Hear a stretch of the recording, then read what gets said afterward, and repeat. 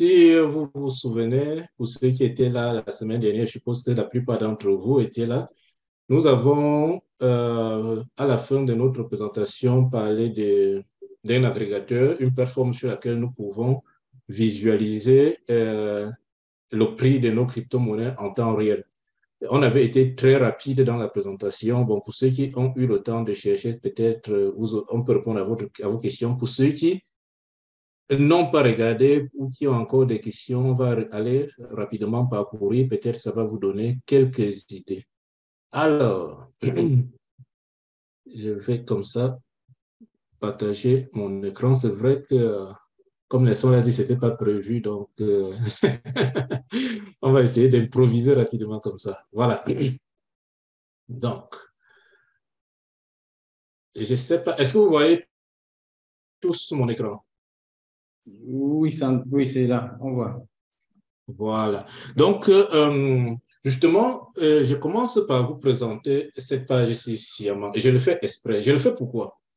Parce que la dernière fois, quand on a discuté, je me suis rendu compte qu'il y a des gens qui n'ont pas bien compris mon propos. Quand je parlais de formation avant de passer, d'être vraiment formé avant de faire ce qu'on veut faire, il y a certains qui ont directement compris que j'étais en train de dire qu'ils étaient responsables. En fait, j'étais en train de les juger sur leur investissement dans l'IA mal. Non, j'étais en train de dire, si vous voulez entrer dans la crypto, il y a des choses que vous ne devez pas faire, sinon vous allez pleurer demain.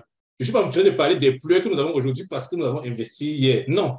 Et je parle pourquoi? Parce que quand moi, je suis entré dans la crypto, je n'ai pas fait attention, j'ai acheté des trucs à tort à travers sans réfléchir. Mais voyez mon portefeuille.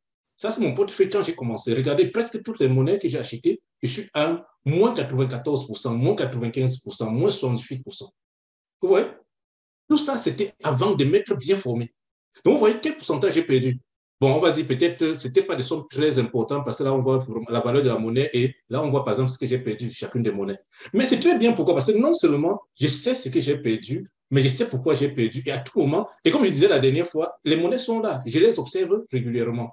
Le jour où je vais passer en gain, je viendrai prendre mes gains. Maintenant, si on regarde maintenant ce qui se passe depuis que je me suis formé, si on regarde par exemple cette page, j'ai tout traité avec des petites sommes, mais vous voyez par exemple que ce mois-ci, ça c'était le mois de septembre, j'ai eu 98 dollars et je le fais comment? Je viens tout simplement, je regarde toutes les positions dans lesquelles je suis entré, je suis sorti. Si on regarde le budget que j'ai utilisé pour trader, ce n'était pas un très grand budget non plus. Donc, mais le plus important, ce n'est pas combien je gagne, mais c'est les pourcentages. Je me rends compte qu'on se rend compte que j'ai réussi à réaliser des gains. Et c'est là où nous voulons vous amener pour pouvoir être, à un moment donné, pour avoir une certaine assurance quand on parle de la chose, il faut être capable de regarder son portefeuille comme je le fais actuellement. Si on part au mois d'octobre, c'est pareil. Vous voyez, par exemple, là, c'est pas grand-chose, 53, mais au moins, je ne suis plus dans la perte. Si on vient là, on voit les monnaies dans lesquelles je suis. C'est j'ai pas beaucoup. J'ai fait 1, 2, 3, 4, 5, 6 trades.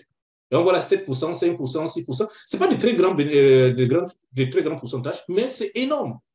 Le plus important, je ne suis plus dans les pertes. Donc maintenant, comment on le fait pour réaliser ceci? Et comme je vous ai dit, bon, c'est de mois en mois. Maintenant, ce que je vais vous montrer ici, c'est comment je fais. Quand j'entre dans dans Crypto Compare, ce que je fais, je viens ici, je pars dans portfolio dès le départ. Quand je n'ai pas encore de portefeuille. Donc, vous allez entrer. Ah, il faut d'abord créer le compte. Ici, j'ai déjà créé le compte. Normalement, quand vous entrez, vous n'avez pas de compte, vous allez venir ici, vous allez cliquer sur Account, là, vous allez vous créer un compte. C'est très simple. Si tu as déjà créé un compte lié, mal autre, ça devrait normalement être simple de créer un compte. Les choses intéressantes commencent ici. Quand j'ai créé mon compte, je crée mon portefeuille. Je dis là, plus, et je donne le nom. Je dois dire, par exemple, si je veux faire de mois en mois, comment on fait là? Je dois dire, bon, peut-être je vais créer le portefeuille. J'ai déjà le portefeuille du mois de février, mars. Donc, je vais dire, c'est le portefeuille du mois d'avril, par exemple. Et je mets là tout simplement. Et justement, ce que j'ai aussi fait avant, j'ai numéro depuis que j'ai commencé à mettre par mois. J'ai dit, ça, c'est le 7e mois que j'ai là, que j'ai numéro depuis ce mois de mars. Ça veut dire que bon, le numéro 8 sera le mois d'avril. Donc, je viens là, je dis, OK, je mets là 08 et je dis avril tout simplement. Et j'ai dit create et tout simplement, mon portefeuille du mois d'avril est créé. Aussi simple que ça. Maintenant, qu'est-ce que j'ai fait? je vais aller analyser les crypto-monnaies, comme on disait la dernière fois. On a parlé des techniques qui nous permettent, qu'on devrait avoir des techniques qui nous permettent d'entrer dans une position. Donc, une fois que je suis allé analyser, on a parlé des agrégateurs, on aura le temps de parler aussi des CoinMarketCap. Je peux venir ici, je vois tous les monnaies qui sont là. Je peux analyser, je peux voir les monnaies qui sont là, j'analyse. Si, par exemple, je me rends compte que c'est le bon moment, par exemple, pour acheter, je ne sais pas, du rose. Je viens là, j'achète, on va dire, à l'heure actuelle, le rose coûte 0,07368. OK, j'ai acheté du rose, alors je vais venir dans mon portefeuille là, je dis, c'est du rose que j'ai acheté maintenant, donc je vais ajouter un coin. Donc je viens là, je dis, j'ajoute un coin. Je clique dessus, et comment on appelle la monnaie? C'est rose. Je mets là rose, et directement, il apparaît là, je clique dessus. La monnaie est là. On achète combien de pièces? Je veux dire, j'ai acheté peut-être 200 pièces. Je l'achète à combien? On a vu, c'était 0, combien? Quelqu'un a retenu? 0, personne n'a retenu? Non, je n'ai pas retenu. OK, 0, on a dit rose 0,0739. OK, je reviens. 0,0739. Voilà. J'ai dit, et là, j'ai dit add, tout simplement. Donc, vous voyez, la monnaie est déjà, le portefeuille est créé, la monnaie à l'intérieur. Et lui, d'après son analyse sur le marché actuellement, l'euro serait à 0,07964.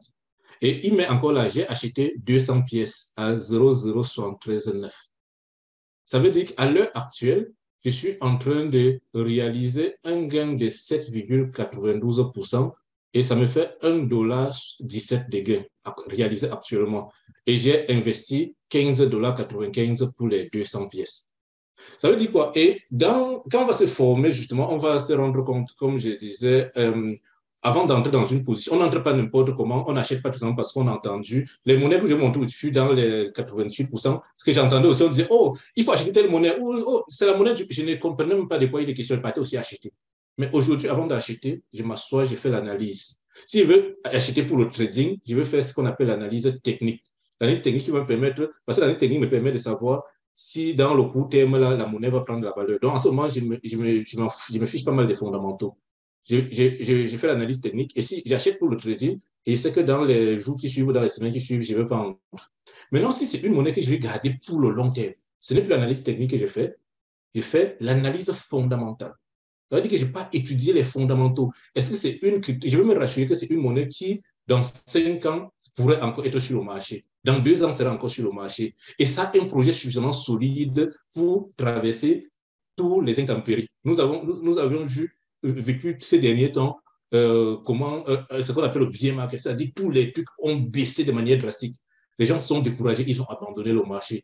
On se pose des questions. Est-ce que la monnaie que j'achète là, ça va traverser toute cette période? Et quand il réalise que oui, l'analyse fondamentale me dit que si je veux traverser ces épisodes, je peux venir maintenant, j'achète et je dépose là et je peux me mettre dans un portefeuille que j'appelle, c'est mon portefeuille de holding. Donc, et là, je peux observer à tout moment, je vois comment la valeur de ma monnaie évolue. Maintenant, si c'est pour le trading, comme j'ai dit, au moment où j'achète, j'ai déjà fixé mon objectif. Si c'est 10%, et bien là, j'observe, aujourd'hui, si je suis à 10%, je n'ai pas tout simplement vendre, comme on a dit dernièrement. Comme j'ai expliqué la dernière fois, ici, on ne vient pas acheter. On va aller, par exemple, sur une plateforme comme Binance ou L-Bank, acheter la monnaie. On vient ici, l'introduire comme je l'ai fait là, juste pour suivre l'évolution. Maintenant, le jour que je viens, si je me rends compte que la monnaie a atteint son pourcentage, supposons maintenant que c'est 7% si mon objectif. Alors, je vends et je viens tout simplement ici sur la plateforme, je pars là à Sell directement et je dis, je l'ai vendu à ce prix. Voilà, je l'ai vendu à ce prix. Si c'est le prix, si c'est le prix que j'ai vendu, je laisse. Si c'est peut-être plutôt à 0,08 que j'ai vendu, je mets que c'est à 0,08 que j'ai vendu. Et je viens là, je clique sur Sell, tout simplement.